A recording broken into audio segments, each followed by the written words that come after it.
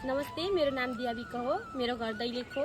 म पहिले दैलेखको भगवतीमाई गाउँपालिका श्री कालिका माध्यमिक विद्यालय डौनी मनगढमा अध्ययनरत थिएँ र मैले मेरो एसी पास गरिसकेपछि म यहाँ वीरेन्द्रनगर 12 नेवारी चरौटे सुर्खेतको श्री अमरज्योति माध्यमिक विद्यालयमा अध्ययनरत छात्रा हो। म यहाँ शिक्षा संकायको ऐच्छिक अङ्ग्रेजी विषयमा अध्ययनरत छात्रा छु र मैले मेरो गाउँमा हुँदा यो विद्यालयको बारेमा धेरै कुरा सुनेको थिएँ र अग्रजहरूको आज्ञा सहित र उहाँहरूको सरसल्लाह लिएर म यहाँ आएँ। मैले यहाँ बुझ्दा मैले सोचे भन्दा धेरै सयौं गुणा नै राम्रो रहेछ यो विद्यालय र मैले यहाँ आउँदा यहाँको वातावरण बुझेँ। गाउँको विद्यालयको वातावरण र यहाँको विद्यालयको वातावरणमा मैले आकाश पातालको फरक पाएँ। किनभने त्यहाँको विद्यालयको वातावरण त्यति स्वच्छ राम्रो थिएन। यहाँ आउँदा मैले हेरेँ यहाँको चौरहरू अनि त्यसपछि यहाँको फुलबारीहरू, यहाँको व्यवस्था, यहाँको तपाईँको कक्षा कोठाको व्यवस्था भन्नुहुन्छ, शैक्षिक गुणस्तरको कुरा गर्नुहुन्छ, शिक्षकहरूको कुरा गर्नुहुन्छ, शिक्षकहरूको साथ सपोर्टको कुरा गर्नुहुन्छ, त्यो सबै गाउँको भन्दा मैले यहाँ अति नै राम्रो पाएको छु र